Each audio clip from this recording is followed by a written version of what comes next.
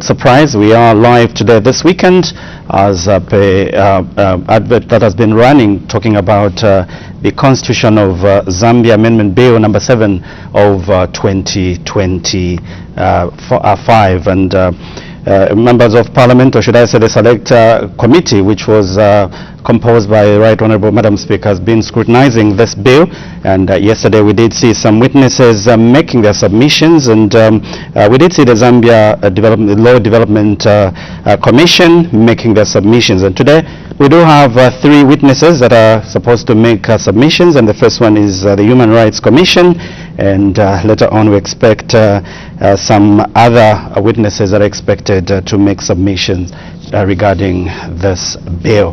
My name is Paul Sentindovi, and my sign language interpreter this morning is Chola Kauma. And for now, we cross over to the committee, because the committee is ready now to start receiving submissions from the Human Rights Commission. Keep watching Parliament Television.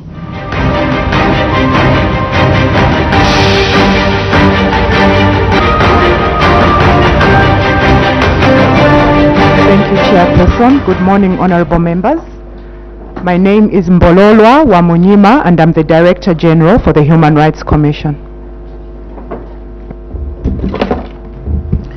Good morning, Chairperson and honorable members. My name is Tyson Mudenda, Director Legal for the Human Rights Commission. Thank you. Good morning, Chairperson. Good morning, honorable members. My name is Chilambe Mpanga, Manager Legal Services at the Human Rights Commission. Thank you. Good morning, Chair and honorable members. My name is Aaron Machia. I'm Legal Counsel at the Human Rights Commission. Thank you, witness. Honorable members, starting those on my right. Thank you, Chair. Good morning, DG and your team. I'm Jacqueline Sabao, Member of Parliament for Jigankata constituency. I'm the Vice Chairperson of this Select Committee. Thank you. Thank you, Chair. Witness, you are welcome. My name is Simon Banda, representing the good people of Petauke Central. Thank you. Thank you, Chair.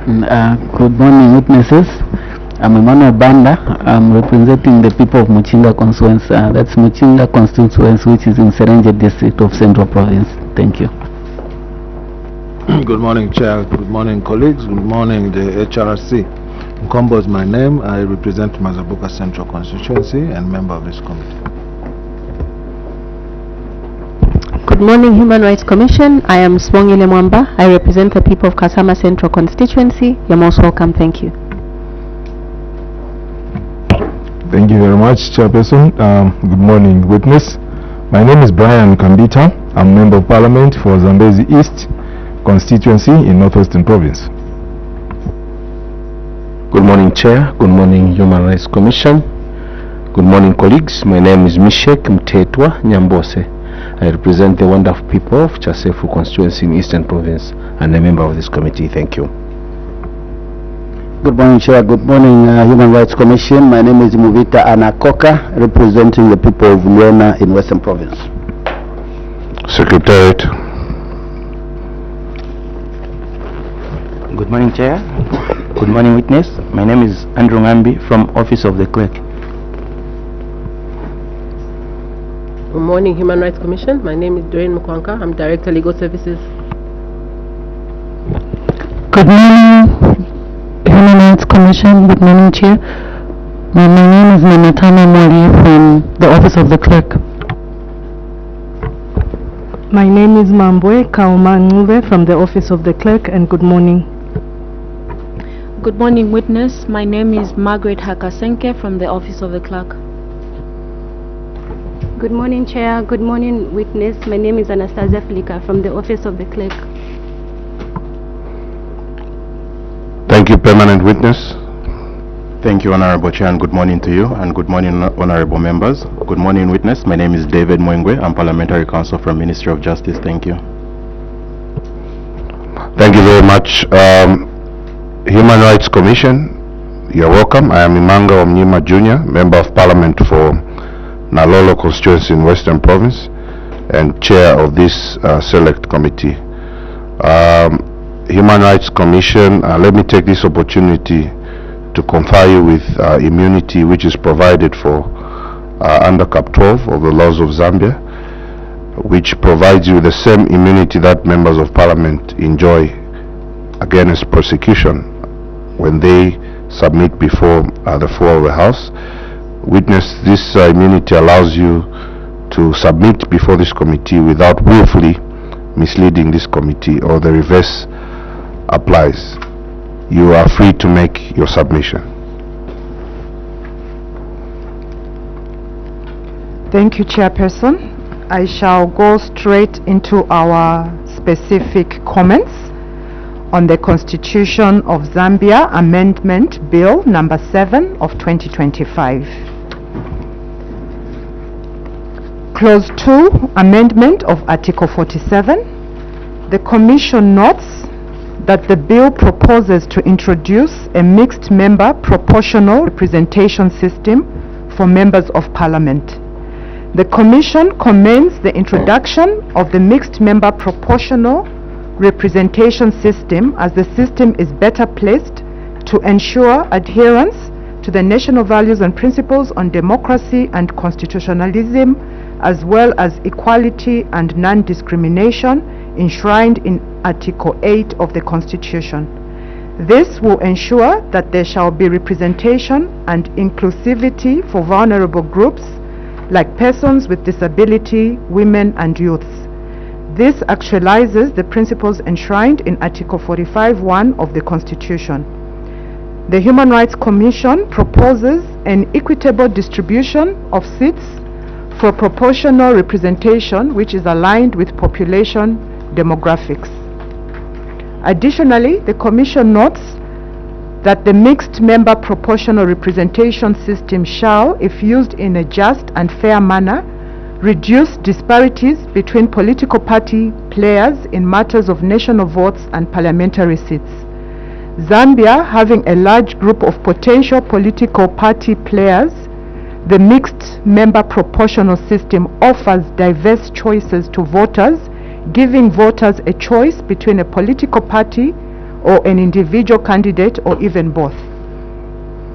Clause 3, Amendment of Article 51A. The Commission has no objection to the proposed amendment of Article 51A, as this provides equitable timeframes to persons wishing to stand as independent members of Parliament. It also affords political parties the impetus to know which amongst their members to nominate for purposes of elections, and allows those not picked by any political party to exercise their rights to stand as independent members. Further, the amendment helps ensure that independent candidates are actually independent and not party members who assume the independent label only in times of elections.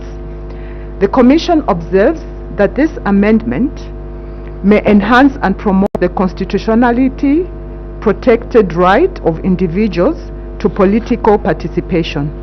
This aligns with international standards, as was guided by the African Court on People and Human Rights in the case of Tanganyika Law Society and the Legal and Human Rights Center and Reverend Christopher Mitikila versus the United Republic of Tanzania, in which the court recognized an individual's right to political participation as provided for under Article 13 of the African Charter on Human and People's Rights. Clause 4, Amendment of Article 52. The Commission notes that the proposed Clause 52(1) simply enhances and expands on the current provision, as it adds other elective positions such as mayor, council chairperson or councillor, whose nominations should be vetted to ensure that they meet the required qualifications to stand and hold such positions. The Commission therefore has no objection to the amendment proposed in Clause 52(1).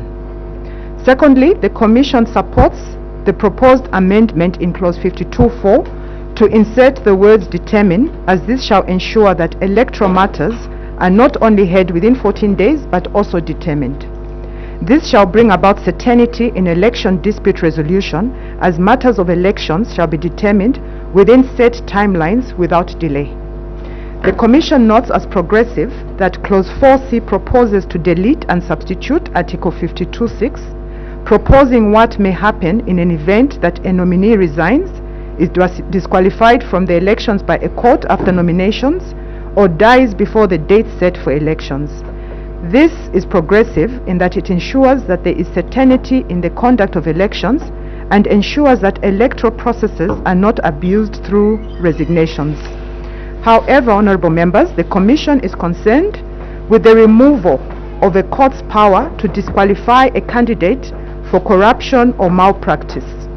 The Commission believes this is a watering down of an important provision that safeguards the general public against candidates who engage in corruption and malpractice. Inevitably, this has the potential to effect the enjoyment of civil and political rights as it undermines free and fair participation in elections. Clause 5, Amendment of Article 15, Amendment of Article 57, the Commission notes with concern the restrictions to hold by-elections only for positions held by independent candidates. This generally affects the rights of citizens to choose leaders of their choice, and therefore this should be extended to party-sponsored candidates as well. Notwithstanding the foregoing, the Commission supports the position not to hold any by-election within 180 days preceding a general election. The Commission therefore posits that Article 57 does not require amendment and is sufficient to promote democracy and constitutionalism. This will facilitate non-discrimination between independent candidates and those sponsored by political parties. Clause 6, Amendment of Article 58. The Commission supports the amendment proposed in Clause 6 as it shall be representative of constituency-based seats that shall be available in Parliament. Clause 7, Amendment of Article 68. The Commission notes the amendment of Article 68, which has the effect of enhancing a more representative democracy in the National Assembly. The Commission notes that amending Article 68 actualizes the proposal in Clause 2 of the bill on Article 47 dealing with the mixed member proportional representation system and guarantees the representation of marginalized groups such as women, youth, and persons with disabilities. However, the rationale for the current distribution appears not to be aligned with population demographics and must correspond with the current demands for equitable distribution of inclusive representation. Further, the expansion of constituencies entails that there will be improved synergies between representative members of Parliament and their constituents, thereby making it easy for the people to exercise their sovereign power through their representatives. Clause 8, Amendment of Article 71. The Commission notes the proposed amendment of Article 71 and has no objection to the proposed amendment. Clause 9, Amendment of Article 72. The Commission notes with concern the proposal to replace the powers of the Constitutional Court to provide oversight and enforcement on matters relating to the Constitution, including the qualification and holding of seats by members of Parliament. The Commission posits that the status quo be maintained as it shall safeguard the due process of the law in line with the national principle on equality before the law, thereby enhancing separation of powers and the rule of law. Further, the Commission supports that amending Article 72(2)(h) would leave room for other arms of governance, such as the executive or the Speaker, to potentially abuse certain powers by declaring seats vacant on assumed constitutional violations that require interpretation and determination by the Constitutional Court. This would also interfere with the powers of the Constitutional Court to interpret the Constitution as provided by the Constitution itself. Further, the Commission objects to the proposal in Clause 9b as it removes the people's sovereign power to participate directly in choosing a replacement. This proposal concentrates power in political party leadership and violates the provisions of Article 5(1) of the Constitution, as well as violates the people's right to vote for their leaders of choice. The proposal inevitably does not meet international standards promoting people's rights to political participation and freedom of expression to be able to choose their leaders of their choice. While the Commission appreciates the rationale to cut off costs costly by-elections, this must not be done at the expense of taking away the right to vote in a given constituency.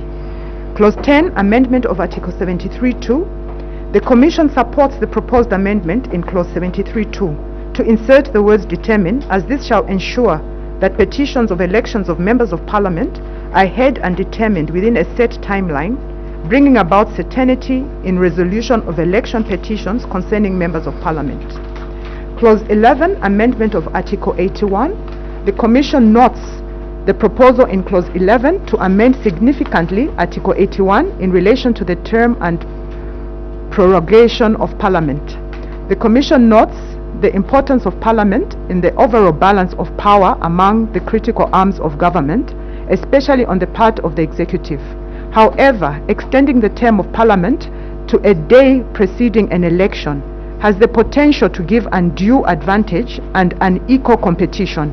This is because during an election period, the playing field must be even and fair. Further, the proposal retains the powers of the Constitutional Court to provide oversight on the President's power to dissolve Parliament, and goes further to provide certainty that any matter referred to the Constitutional Court for determination in relation to the dissolution of Parliament shall be determined within the stipulated 7-day period.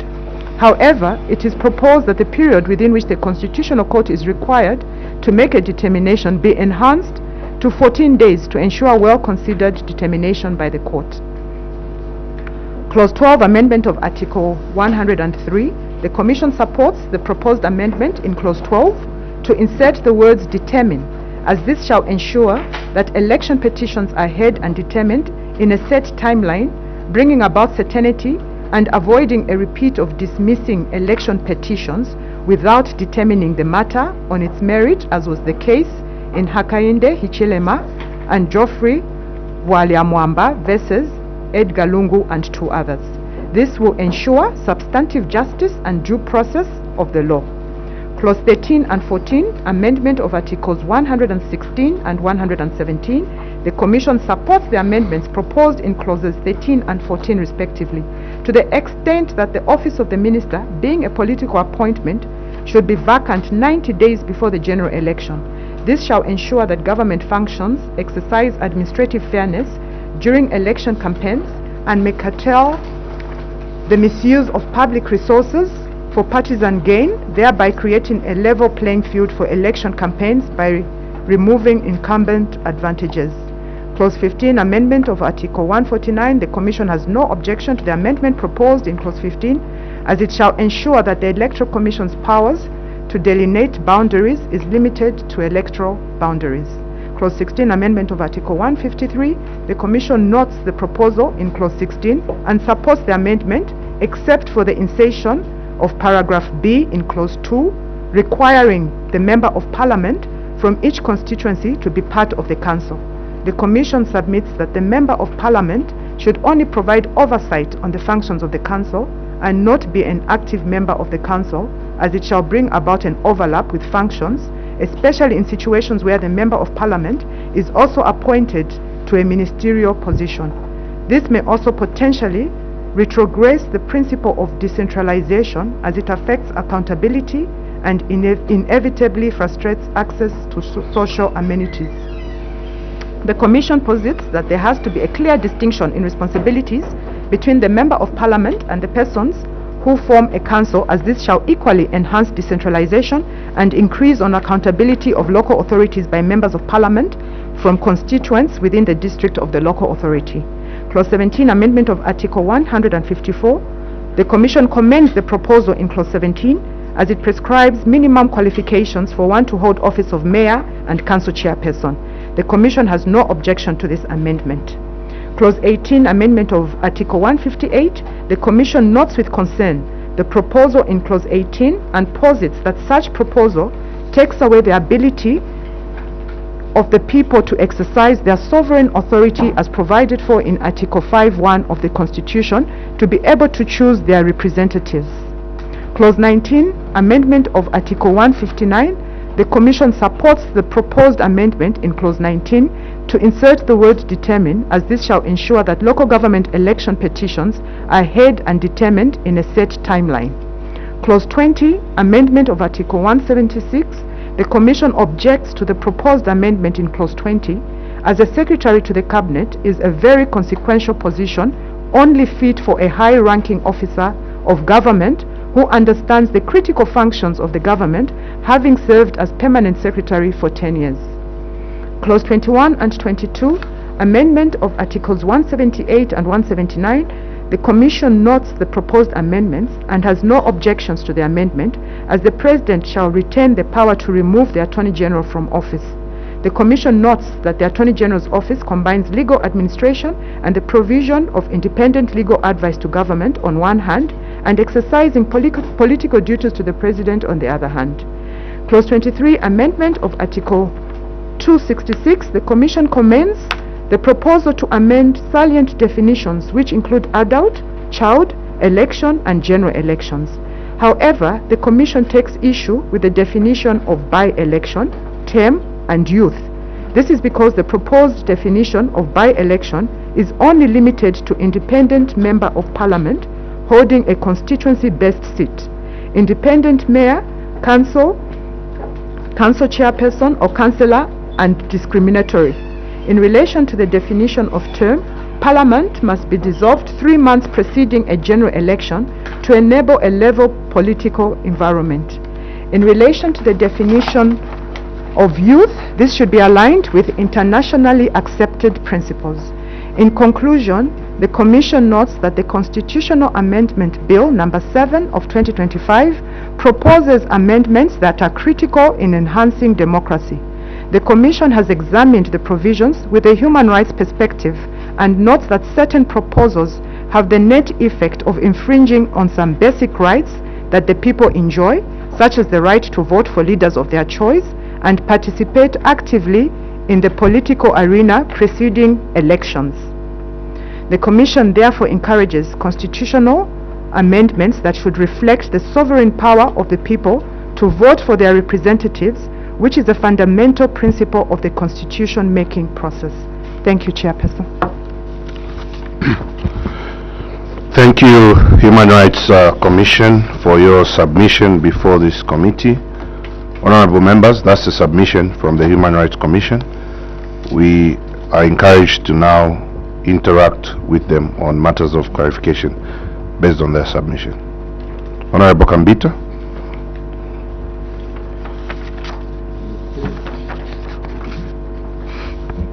On commission, just put down your... Okay. Thank you very much, Chairperson. I've got 2 questions to ask the Commission. One on Clause 16, which seeks to amend Article 153,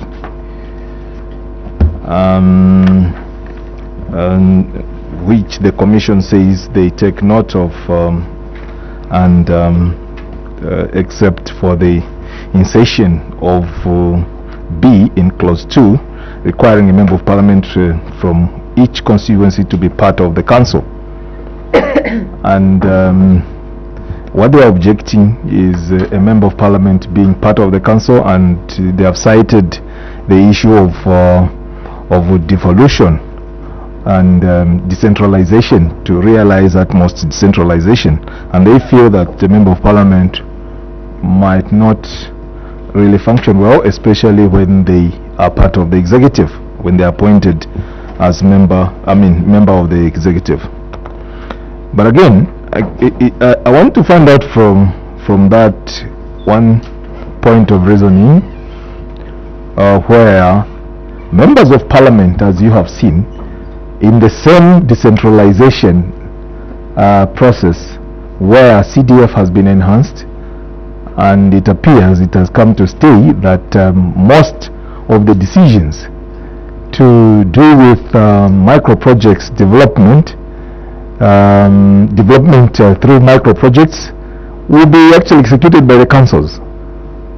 Appropriation is done here, and the members of Parliament are highly engaged with the community there. Don't you feel this call is actually timely, especially considering the fact that there's been challenges during this time when members of parliament are not part of the council.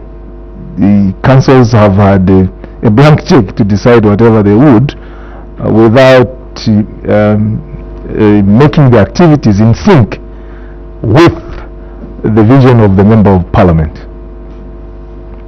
So I'd like you to comment on that on that one as you look at the other school of thought of the essence of a member of parliament being involved in decisions that are made at the council level.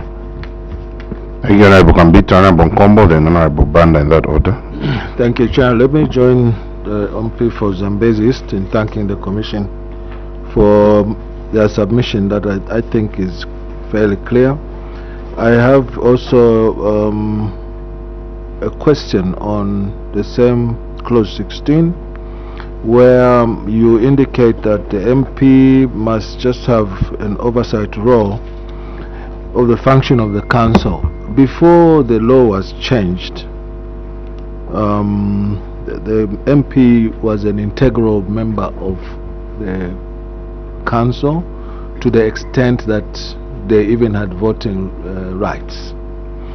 And riding on what Honorable Kambita has just said, on the actual functions of the MP vis-a-vis the application of the Constituency Development Fund, would you still insist that they must just provide an oversight role and not even have voting powers when a critical decision has to be made?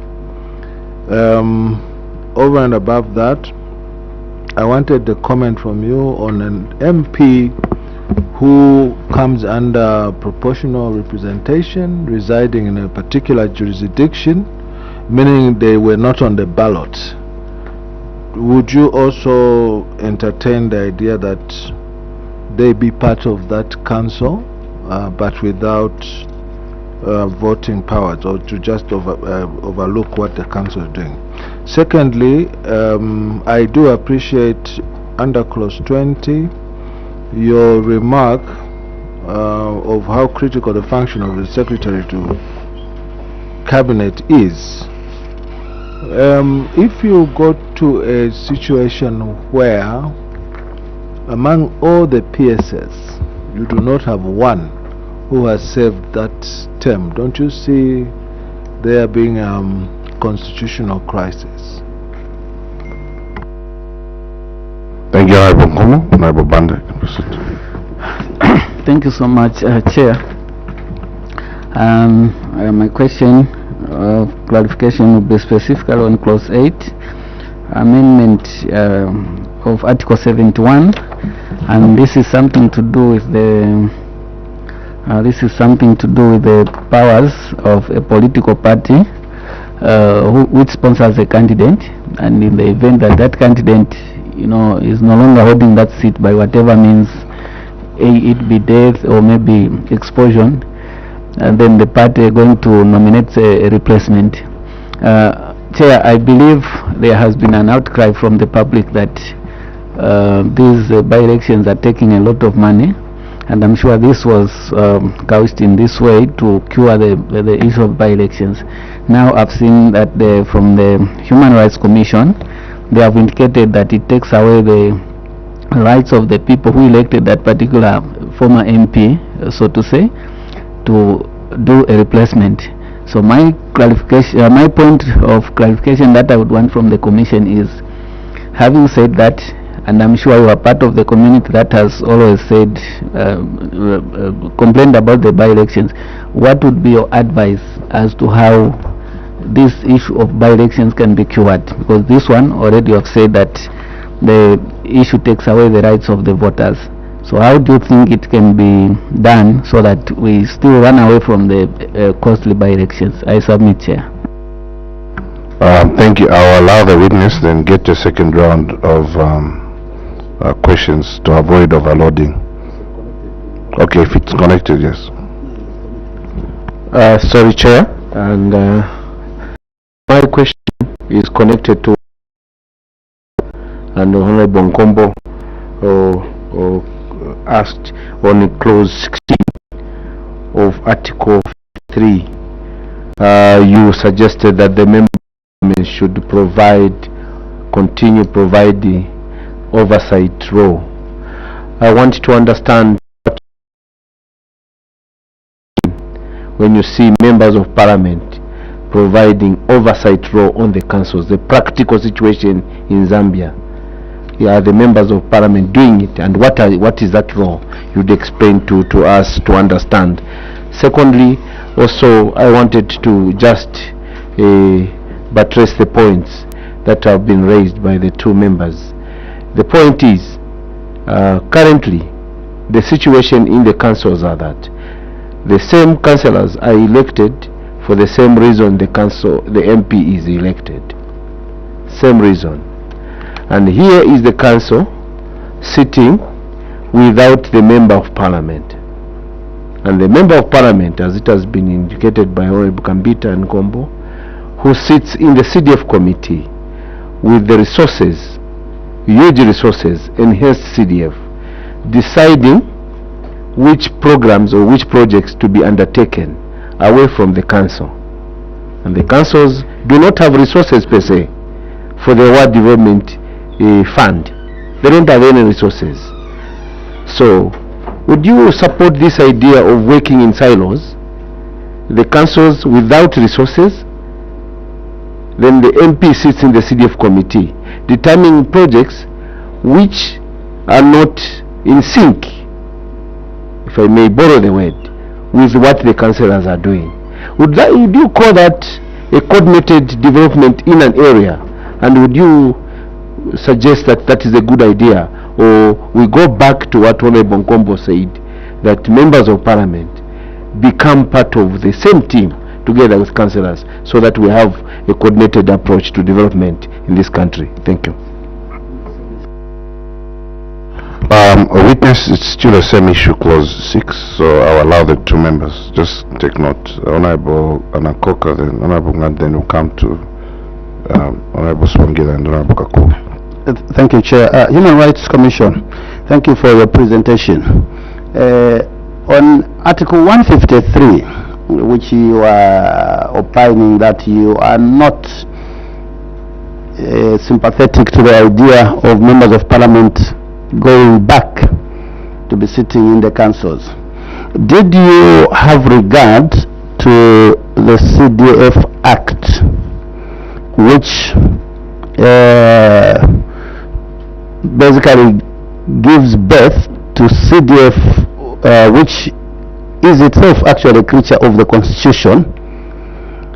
For the first time, a constituency is specifically allocated resources. It's at constituency level. It's not district development fund, it's constituency development fund. And the political head of the constituency is the member of parliament. And the CDF Act then designates the council to be a secretariat to assist the constituency implement its development activities. Don't you think that actually taking members of parliament back to the councils is aligning things in the manner they should actually be, as opposed to replicating administrative structures at the constituencies? Because if this isn't rearranged, in the long run there will be need for constituencies themselves to have administrative structures that do project evaluation, procurement, and all that the councils are currently performing. For as long as the constituencies that allocated resources in form of CDF do not have political representation at the council where the secretariat is sitting. Thank you. Okay, Honorable Ngand. Thank you very much, Human Rights Commission. For me, it's a rider on what Honorable Anakoka has just said. Are you aware, Human Rights Commission, that any problem to do with implementation of developmental projects in constituencies, the blame falls on the member of parliament, not on the councillor, not on the council? Everything. If you see social media, the focus is on member of parliament. Therefore, the inclusion of a member of parliament into the council was primarily to cure that challenge. Then another point is where you have objected on the 5-year requirement in terms of expertise for the secretary to is it treasurer? Honorable member, I think let's exhaust the. I wanted to ask. Let's exhaust the council issue, the clause 6. Okay. Let's exhaust that. Okay. Is it the same? Witness, you are free to respond. Thank you, Chairperson. I will answer the question on a person to be appointed Secretary Cabinet to have served for at least 10 years at the permanent secretary level. Witness, I think let's address the issue of the council, then we'll come to that so that we don't go back and forth. Well guided, Chairperson.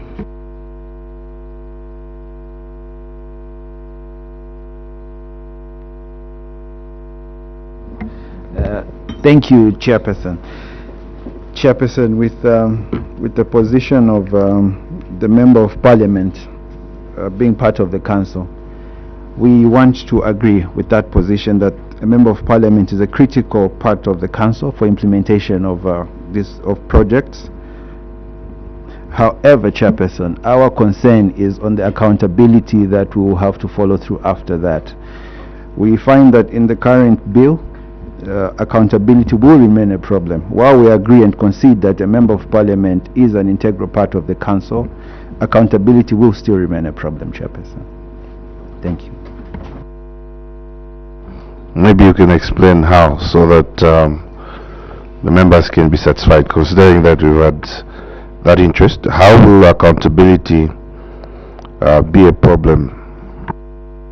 Thank you, Chairperson. Chairperson, where a local authority is, say, appearing before a committee of Parliament to show how they've implemented projects or how CDF has been expended, it would be difficult. They may potentially point to the Member of Parliament who was part of that council in how they've expended their resources, and this is where we see a potential problem in terms of accountability.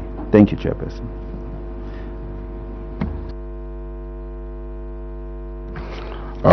Thank you for that. I'll allow some follow-up questions on the same issue. You can go first, Honorable Nkomo. And I appreciate your answer.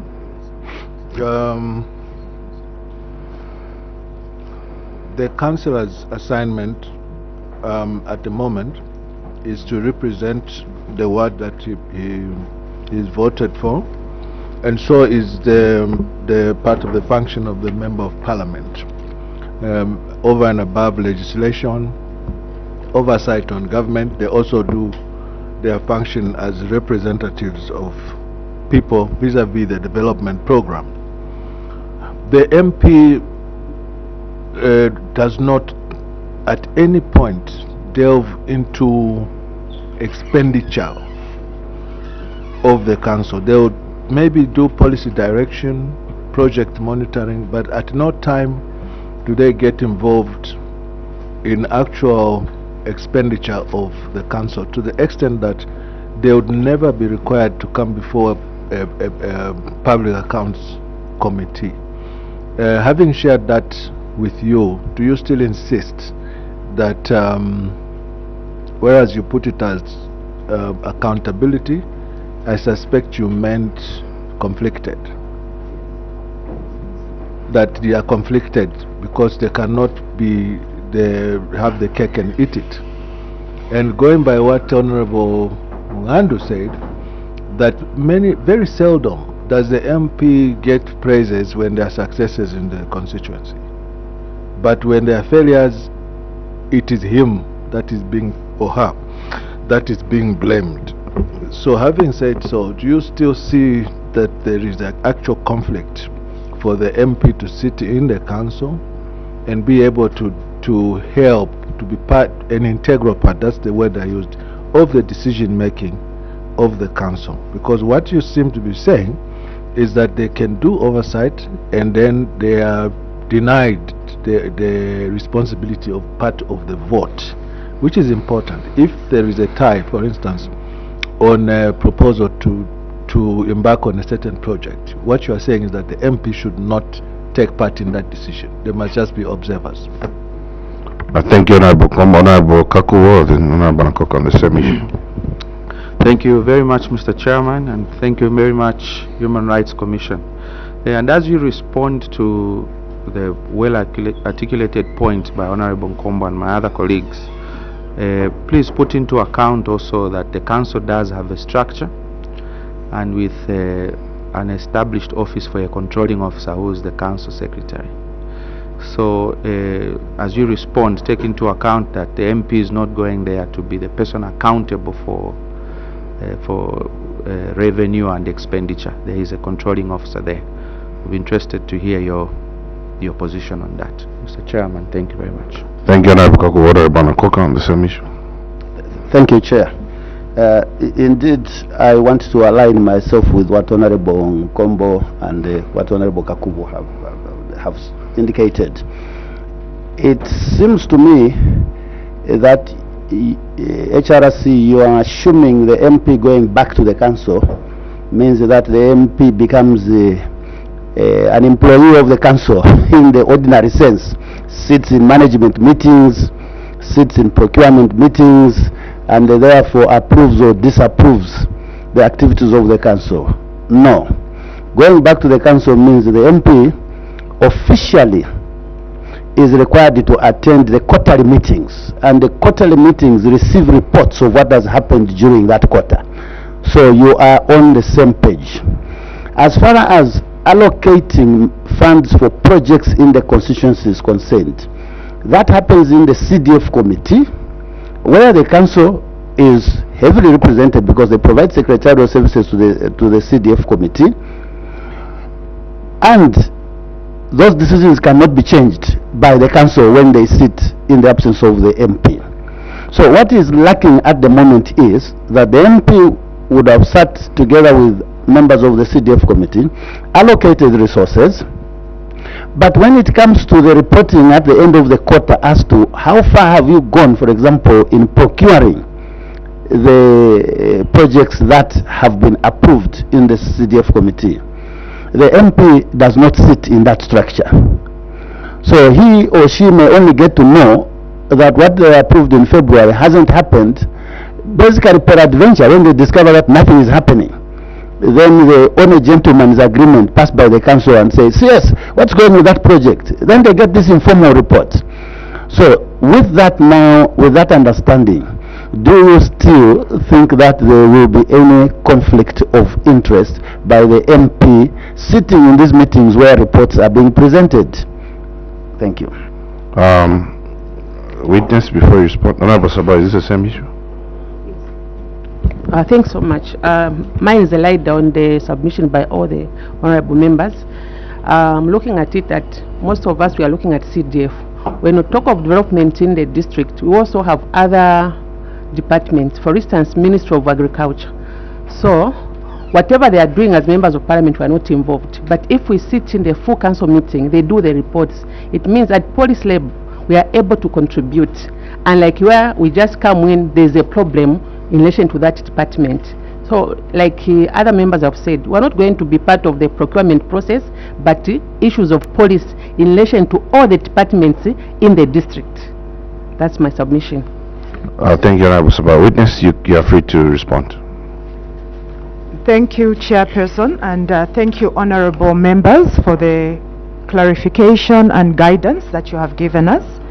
And from what you have explained, it is clear now that the role of the MP in the council is basically policy direction.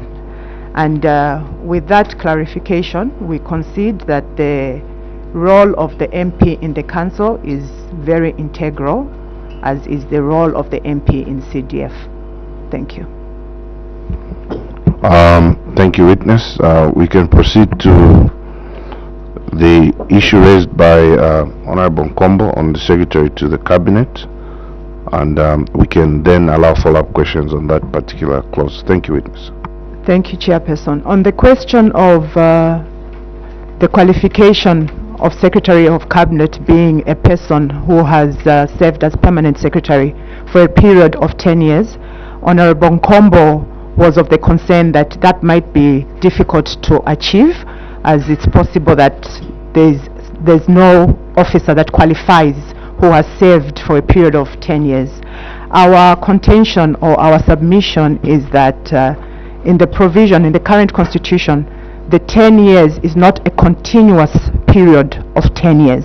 So what that means is that a person could have served as a permanent secretary, though not for a continuous period of 10 years, but in a period that culminates in 10 years. And it is possible to find such officers. Thank you, Chair. Thank you for submission, witness. Honorable members, follow-up questions on the issue to do with the Secretary of the Cabinet, which is clause 20. Honorable Kambita.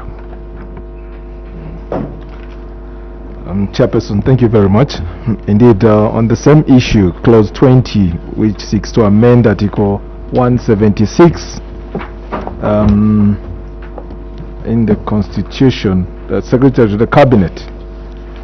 Indeed, we almost had the constitutional crisis on the appointment of the current Secretary of the Cabinet because of this high level of qualifications that have been set by the Constitution Amendment Act number 2 of 2016. And here we are, because of that challenge, and the law is supposed to be organic. The law is supposed to organic to respond to situations, to suit situations. And this proposal by those proponents of this amendment was submitted because they thought, because of the almost constitutional crisis which we fell in, let's amend this particular clause to that. Now, I see the spirit within which you are pushing the rejection of this amendment. However, don't you consider the situation that this is in response to the very fact that I've alluded to, that pieces of legislation need to be organic, responding to situations. And that's the reason to why, for the sake of jurisprudence, you develop the law to suit the situation, because it's a tall order, definitely, even now, and looking at the political dispensation where regimes change and officers of PSs change and so on, it's hard to find somebody who has served at that level. Now, are you suggesting, I think that's the question, are you suggesting that we should find a way of changing the letter of the law to suit a situation where even if one served as PS for a period of 2 years or a year, and as long as they've been in civil service for a long time, they qualify? But which is easier, what we are trying to do or what you suggested in your response? I submit, Chairperson. Thank you, Honorable Kambita. Honorable Nakoka, you had the same.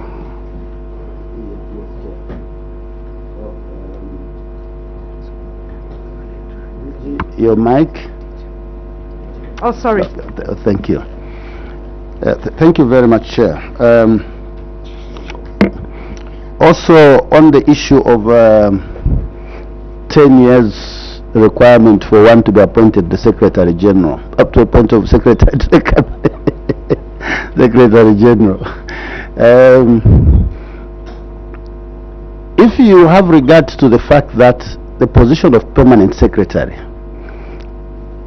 itself does not have any prerequisites in the Constitution, and you also compare the requirement, say, for appointment of Attorney General, which has got very clear prerequisites. One must qualify to be appointed as a High Court judge, I think, and to be appointed as a High Court judge, there is a clear criteria. Now, are we does the constitution as it sits now actually make what I would call efficient sense, in that the criteria we are putting for the position that we all accept is a very, very high position in government? The prerequisite is appointment to a position that does not have any prerequisites as things stand now. So just putting the period of service being 10 years as being the only prerequisite in a position itself that doesn't have any prerequisite to get it. That's number one. Number two, when we say permanent secretary or equivalent, outside the civil service, there is no position that in our current system can be said to be equivalent to the position of permanent secretary.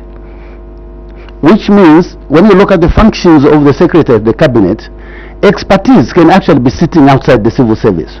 But because no one outside the civil service, even if they are performing functions far much more complex than a permanent secretary, would qualify for consideration to the position of secretary to the cabinet. So I'm actually stretching it a little bit further.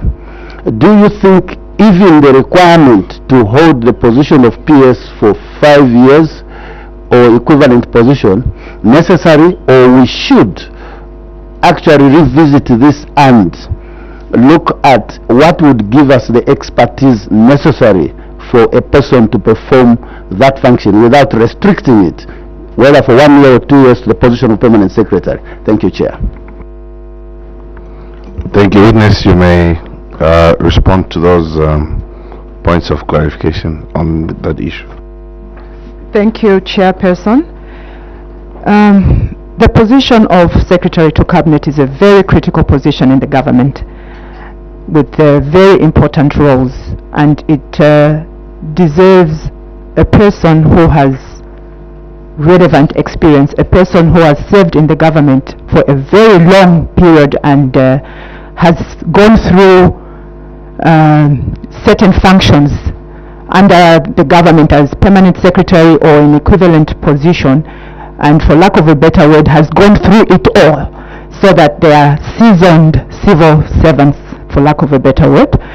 So we still insist for that position, Secretary to Cabinet should have served in the government or an equivalent position for at least 10 years as permanent secretary.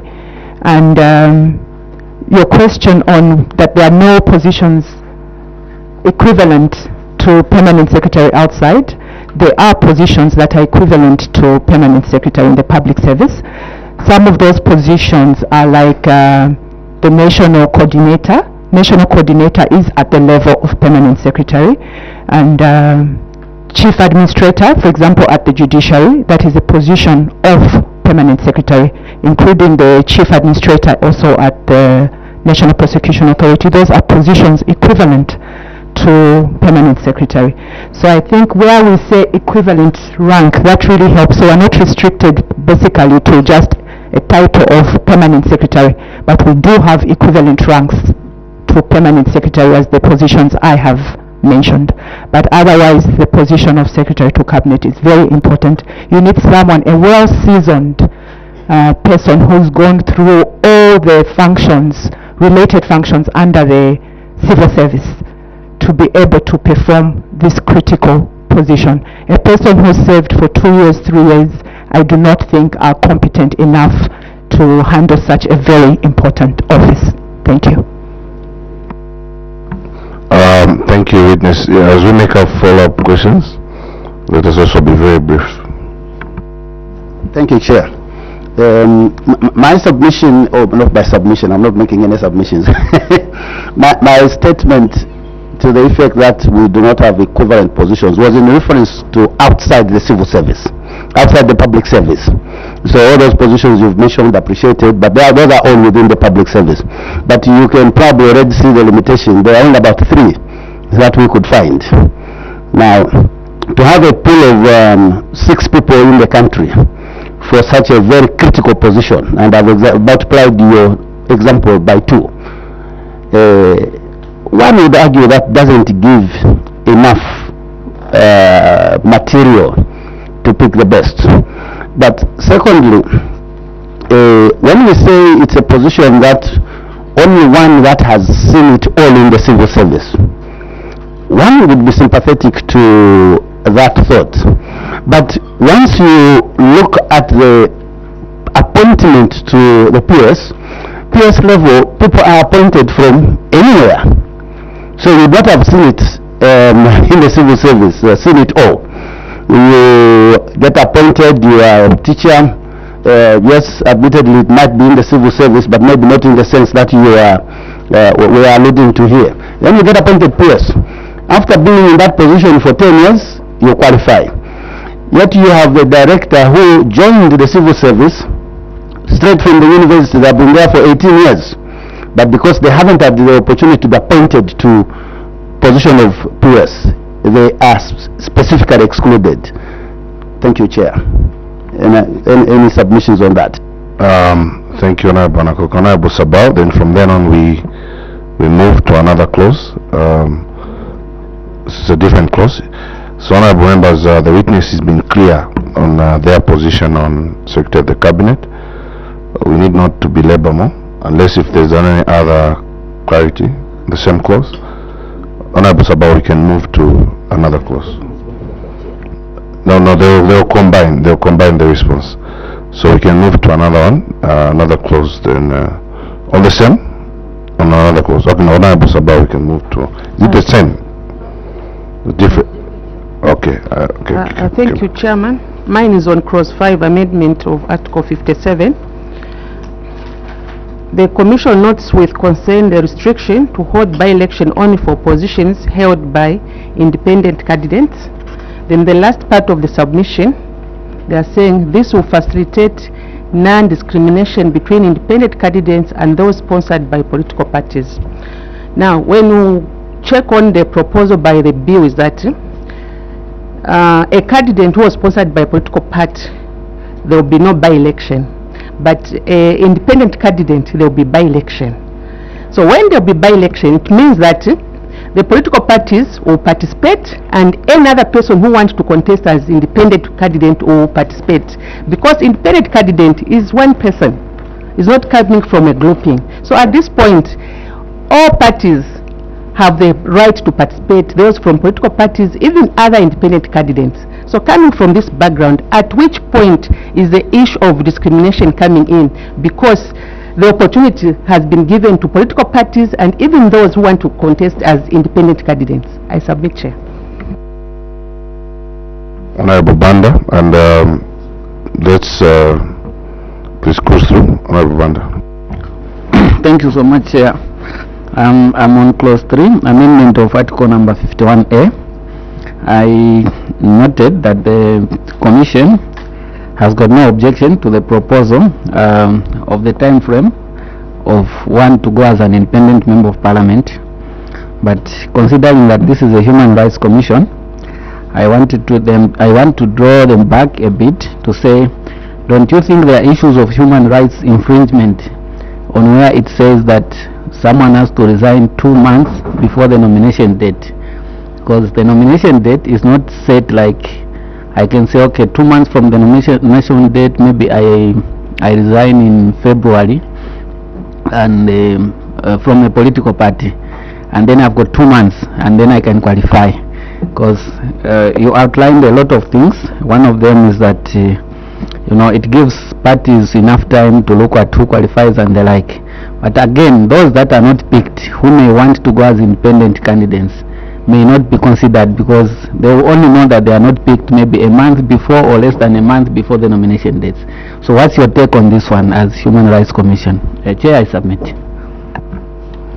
Thank you, Human Rights. And related to that, your support for that clause is based on the clarity that political parties will have. But the political parties themselves don't give clarity on who they are picking, not until it's too late. When you see the history of announcement of candidates, sometimes it's 3 days, 4 days before nomination.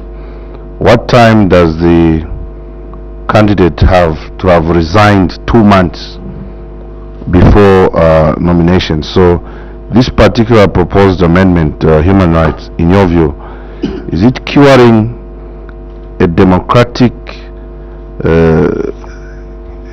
mischief, or is it curing a party's desire to have monopoly on who participates in the election?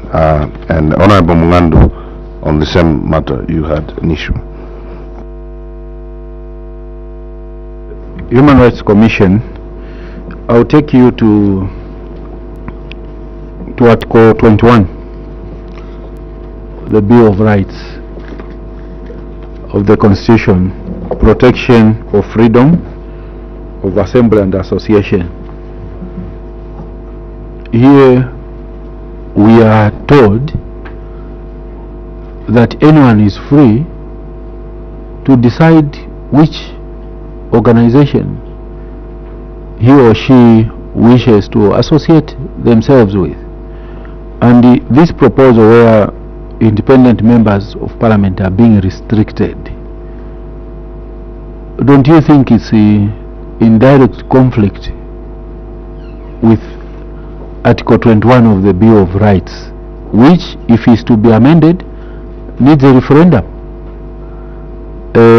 My understanding, Chair, is that what this amendment was trying to cure was the fact that people will use political parties as a ladder for them to launch their political activities, and at the last minute they will ditch those political parties to go and stand as independents, and yet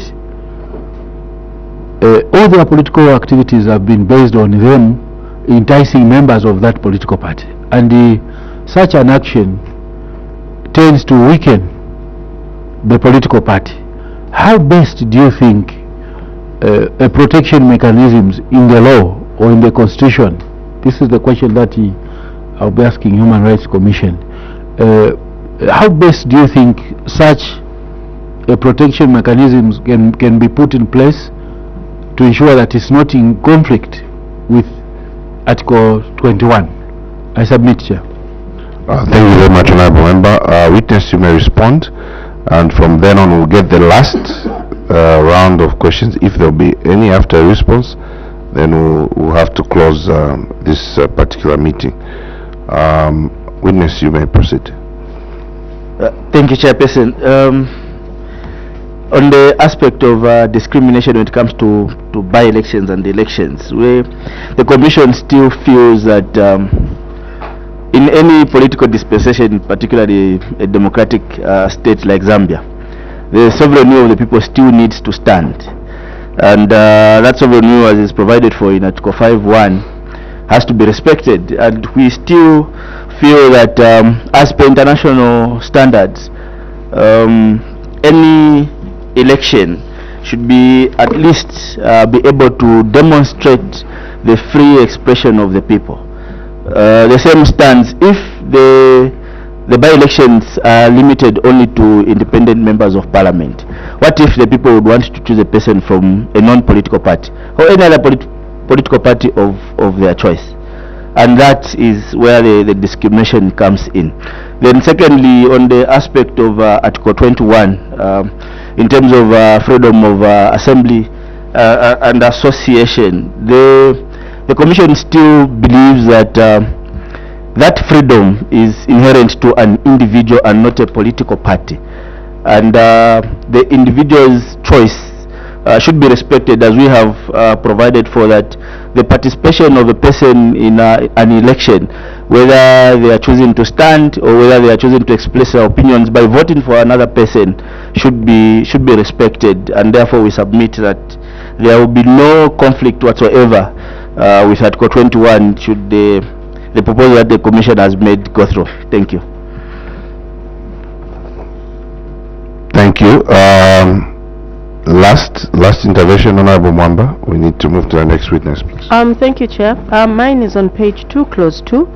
The Commission has commended the introduction of mixed member proportional representation system, and then on page 3, The Commission has stated that if used in a just and fair manner, the committee would like to find out if you would perceive potential abuse in relation to the mixed member proportion.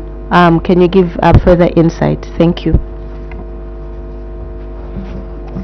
Honorable Nyambose. Thank you, Chair. This one is very interesting. On the response that he gave on the party versus an individual. Don't you think that a person belonging to a club has to adhere to the rules and regulations of the club, and those are important? And if you don't belong to that club, you have the right to be independent. So once you belong to a club or to a party, the party takes the right on you, and if you don't belong to that party, you have the choice to be an independent. Thereby, the party has the right to say, Mr. Nyambose, you are no longer following the rules, as it was in the N.A.B days, where someone, I just wanted to get your view, because in the olden days, Chair, we had the party was supreme, thereby the party was deciding, unlike what is prevailing nowadays. Is it because people have no membership cards, so have left it loose? So I just wanted to get your, on a lighter note, but very important, that I thought that we should reflect on this one. Human Rights Commission. Thank you, witness. You can respond to those. Thank you so much. I'll begin by responding to the latter question. On a lighter note as well, I think key to the respect for human rights is the individual themselves, notwithstanding that there are sets or regulations that govern their membership to any association of their choice. They still have that inherent right as an individual to be able to make choices that pertain to themselves. Like I mentioned, they will still have to abide by the rules that they choose to be abided by when they belong to an association of their choice, but we do not take away their individual rights to be able to exercise, or those that are guaranteed by the Constitution. The same rights to assemble. Inevitably or inversely, it can still be an individual's right to assemble. I can still assemble as an individual separately, on a lighter note. Then secondly, on Honorable Mwamba's question on the MMP, the mixed member proportional representation, in terms of its fair use and just use, we understand that it tends to bring in more or less equal representation on the part of political parties, but also of course this is on a lighter note. There are abuses that may arise by a party which has got the majority of the voters to be able to control a party that has the minority aspect, and therefore that's why we are rather recommending that it should be used in a just manner, where the people's representation is proportional to how they are going to be represented in Parliament, because it will be key, or rather it's tied to Article 5.1 on how the people will be able to exercise their sovereign authority through their representatives. I'll give an example. If Party A has got at least 60% of the votes, then we have those smaller parties, Party C, which has got less than 1%, but they have had some aspect of the electorates vote for them, and the proportional representation thereby assumes that they have to have representation in Parliament. If Party A decides to say we can use means of not cohesion per se, undue influence, exercise undue influence over Party C by trying to get that vote towards Party A, I think that's where the unjustness may arise. Thank you. Thank you very much, Witness. Human Rights Commission, we thank you for appearing before this select committee and for your submission, very comprehensive submission. we are most grateful for that. At this time, we take this opportunity to lift the immunity that was bestowed on you as you made this submission, and the committee can only wish you well as you continue to execute your constitutional mandate. I thank you. Thank you, Chairperson, and thank you for giving us the opportunity to appear before you. Good day, Honorable.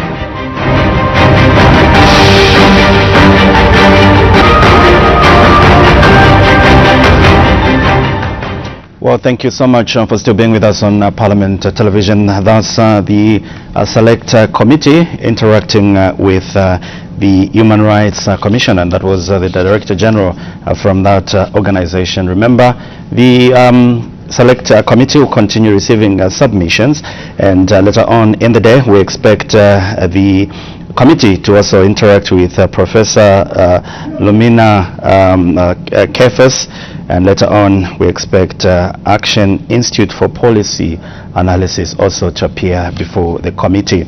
So let's just briefly look at the Constitution of Zambia Amendment Bill, National Assembly Bill number 7 of 2025, and the object of this bill is to amend the Zambia Constitution to revise